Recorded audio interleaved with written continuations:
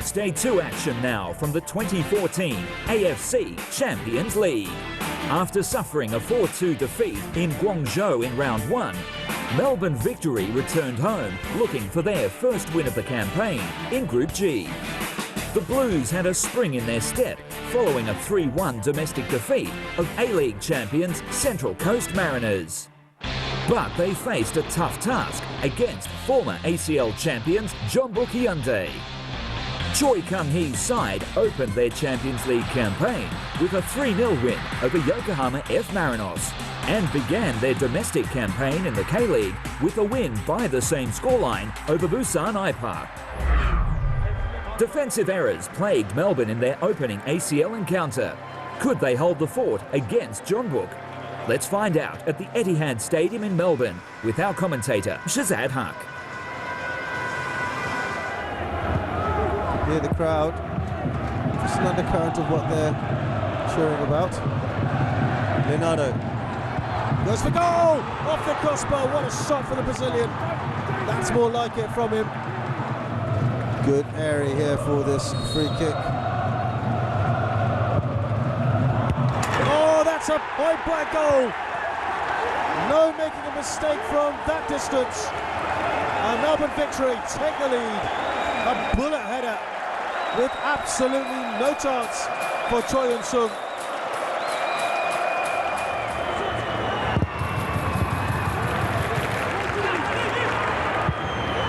Upward bounce to the goalkeeper, this could be another chance, and buried in the roof of the net. There's no making a mistake from a man of his class. Lee Dong-gook continues to score for his club. Well, it just seemed a matter of time, didn't it? Yes, going back to the Champions League campaign of Jeonbuk, I think their greatest moment was in 2004 when they got to the semi-finals. It's been fantastic. Oh, what a goal! From distance! Completely out of the blue! That's a cracking shot! And all of a sudden, Jeonbuk have completely turned this game around. It's a thunderbolt from Jeonbuk Motors. Delighting the crowd, no one expected that. Discount Jeonbuk Motors at your own peril, I think is the simple maxim. Now, a good chance here to come back, and they have immediately.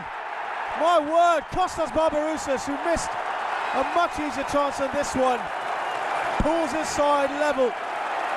The ball over the top of the defence, but through the legs of the goalkeeper. I think he should be very disappointed with that. Crowd says one more chance. The referee's going to blow that whistle any second. And so he does.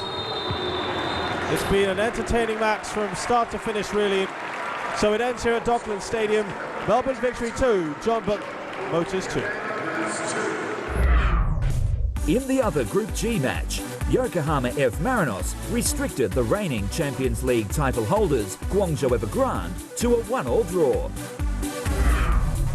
Korea's Jeonbuk Hyundai and Chinese champions Guangzhou Evergrande lead the way in Group G after Matchday 2, while Melbourne and Yokohama both registered their first point of the campaign. To Group H now, and tournament debutants Western Sydney Wanderers travelled to the Guiyang Olympic Sports Centre to take on貴州人和. And the A-League side got off to a perfect start after Mark Bridge poked home the opening goal in the 8th minute.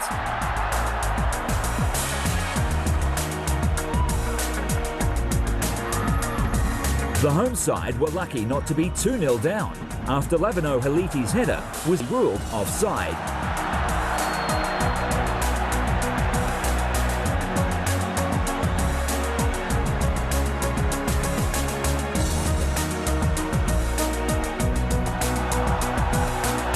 Quý州came close to levelling the scores when Yu Hai forced Wanderers keeper Jared Tyson into action in the 26th minute.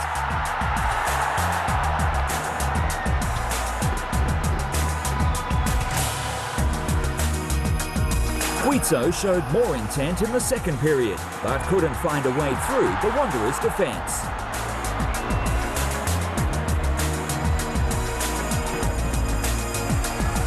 The Western Sydney outfit held firm to record their first ever win in the AFC Champions League.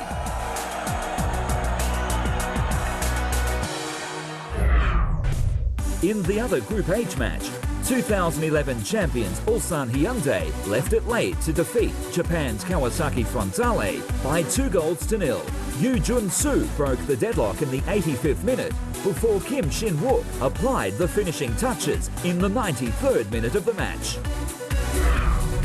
So Ulsan lead the way in Group H after match day 2. Western Sydney's maiden win in Asia puts them into second, with Kawasaki Frontale in third. Guizhou are still looking for their first victory of the tournament. Over in West Asia, Emirati club Al Jazeera are out in front in Group A, following a 3-1 win over Al Shabab, while Al Rayyan moved into second spot with a 1-0 result over Esteghlal. Qatar's El Jaish rose to the top of Group B with a 2-1 away win to Bunyodkor, with Iranian side Fulad Khuzestan also notching their first 3-pointer of the campaign, a 1-0 victory over Al Fateh.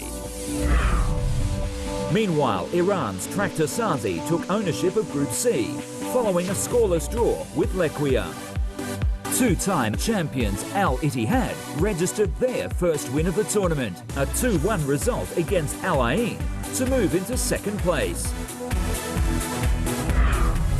And finally to Group D, where Al Saad retained top spot with a 1-1 draw with Al Ali, while Fulad Sepahan snared all 3 points with a 3-2 win over Al Hilal. Tune into Football Asia next week for action from match day 3. In the meantime, get your fill of Champions League football at the official AFC website and catch all the highlights on YouTube.